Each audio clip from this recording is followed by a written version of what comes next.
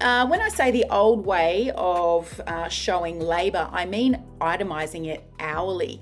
And for a lot of us, that was just a common sense thing to do for a long, long time.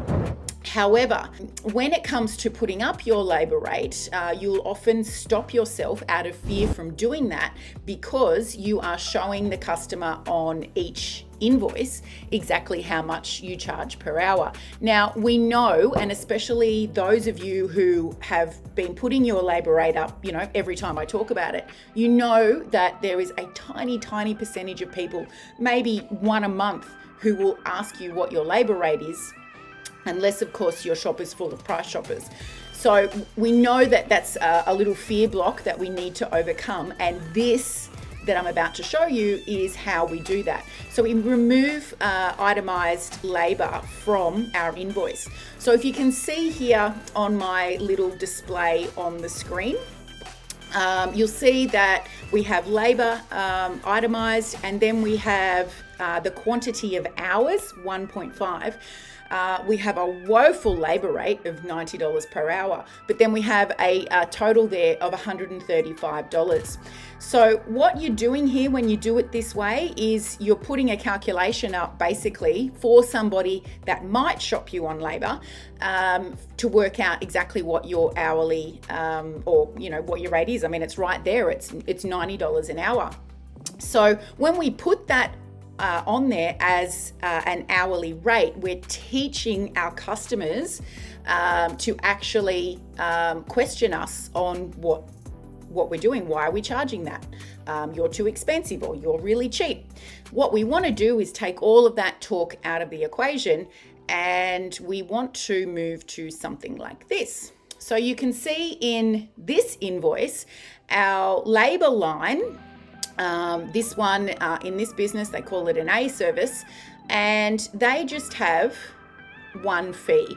So we're not itemizing the number of hours taken. Therefore, we remove the question of how much labor is per hour. So as I mentioned, a lot of you will already be doing this, but for those who aren't, today go into your invoicing software, so into your mechanic specific software side, and what you want to do is create a little kit for yourself. Now, I know all the mechanic specific software programs do this, allow you to set up a kit, particularly if you're using Mechanic Desk. And if you're in New Zealand using SAM, if you're using automation, they all allow this. So what you want to do is set it up so that it says labor, A service like it does here, or it says technician's fee. And that way it pulls through the time clocked, and it just reports it as a dollar amount. We take out the hours. Okay, super, super important. It allows you to just erase those conversations around labour rate, as I mentioned. But then when you know it's time to put up your labour rate, the customer is unlikely to go back to the last invoice and go, hey, last invoice it said $90 per hour, this one says $100 per hour. You've gone up, okay? We remove those conversations by just having a technician's fee, all right? Now, while we're here talking about this, I thought it was also important to talk about the story that you put on the invoice. So, we talk often in the engine room, and for those of you that have done Auto Superstars Academy, our 8-week program, we often talk about the more story on the invoice, the more valuable the invoice can be. So your stories need to look like this. They need to be this detailed and have this much information. So if you're literally just have an invoice that only has that information there, then there's no value in there. You're not telling the customer what's actually been done. You're just talking the technical components. They're just line items. There's no story there. Your average mum and dad Joe Blow doesn't actually understand what all of that means. So we need a story that is detailed like this. So the following work was carried out on your vehicle today. A functional check of blah, blah, and blah. Checked the engine, did this, this, and this. An inspection of the vehicle's wheels.